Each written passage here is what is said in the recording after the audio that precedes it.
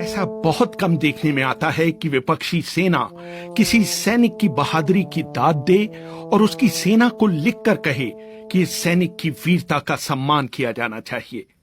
1999 के कारगिल युद्ध में ऐसा ही हुआ, जब टाइगर हिल के मोर्चे पर पाकिस्तानी सेना के कैप्टन कर्नल शेर खान ने इतनी बहादुरी से लड़ाई लड़ी कि भारतीय सेना भी उनके सामने नतमस्तक हो गई। उस लड़ाई को भारत की ओर से कमांड कर रहे ब्रिगेडियर एमपीएस बाजवा याद करते हैं। बाकी सारे काले सलवार कमीज में थे और ये जो है ऑफिसर, मैं क्या ये अफसर होगा क्यों, जो ट्रैक सूट में थे। 2 अफसर थे। बाद में हमें पता चला कि एक मेजर इकबाल है जो कि special service group commando forces का था, और एक था कैप्टन करनाल शेर खान जो कि 12 नलाई का था, वहां से जो 4875 की तरफ से आए थे। और उसने जो लीड किया अटैक को, तीसरी बार वो हमें धकेल के हेलमेट से लेके तो दोबारा इधर इंडिया गेट की तरफ हम पीछे विड्रॉ करना पड़ा, क्योंकि जो हमारे 2 जेसीओ वहाँ खत्म हो गए और ऑफिसर बहुत क्रिटिकली वुंडेड था, इसलिए हमें विड्रॉ करना पड़ा। जो 20 आदमी आगे भेजे थे।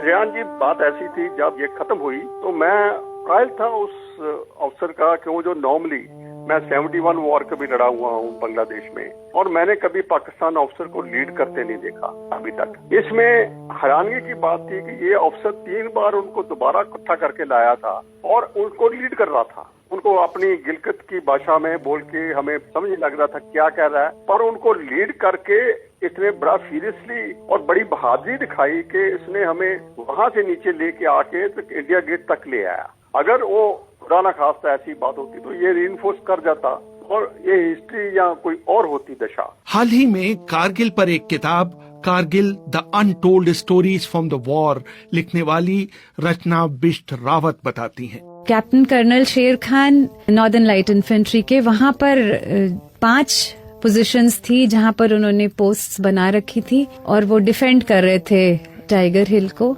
और जितने भी आर्मी के टॉप ब्रास हैं वो सब ओपनली ये कहते हैं कि बहुत मुश्किल था टाइगर हिल को वापस लेना। बहुत बहादुर थे वो और बहुत ही अच्छे सिपाही थे। 8 सिख को टास्क मिला था टाइगर हिल पे अटैक करने का और वो बिल्कुल उनसे हो नहीं पाया, जबकि वो भी बहुत बहादुर सिपाही थे और इन spite of not having winter clothing फिर भी वो अच्छे से लड़े थे। फिर 18 ग्रेनेडियर को भी उस टास्क पे लगा दिया गया। Finally they managed to wrest one of the positions. तो ये कॉन्स्टेंटली अटैक करते रहे, जबकि इतनी बड़ी संख्या में अब इंडियन आर्मी वहां आ चुकी थी। इन स्पाइट ऑफ दैट उनको शायद ये बेइज्जती बर्दाश्त नहीं हुई कि मेरे को जो मेरे देश ने काम दिया था करने के लिए वो मैं नहीं कर पाया।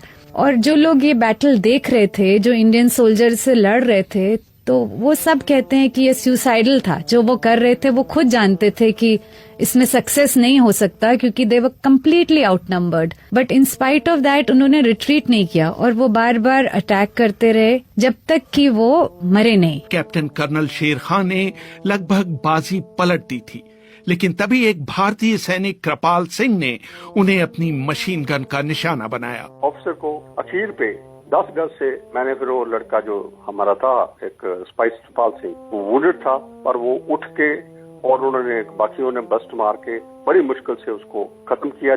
उसी टाइम पर ही वो जो अटैक है पीटर आउट हो गया। पर इसकी बहादुरी देख के मैंने बोला कि जो सिविलियन पोर्टर्स भेज के उसकी बॉडी नीचे मंगवाई। मैं कहा जो वो है ट्रैक सूट वाला, वो जो लड़का सामने लीड कर रहा था, वो कोई भी हो उसको लाओ। तो बाकियों को तो दफनाया वहां पर हमने, जितनी भी बॉडीज थी, और इसकी बॉडी स्पेशली नीचे ला के अपने ब्रिगेड हेडक्वार्टर में मैंने रखवाई। उसकी फिर जेब में से हमने लेटर्स वगैरह सारी निकाल के पढ़ी। इससे के पता चला कि हमें कि ये कैप्टन करनाल गिलगित का रहने वाला था, एक गाँव का, छोटे से गाँव का कैप्टन था वो। मैं यूएस साहब से बात किया, मैं कहा मैं चाहता हूं कि एक चिट में लिख के मैंने इसकी जेब में डाल दिया है कि कैप्टन करनाल शेर Khan of 12 and has fought very bravely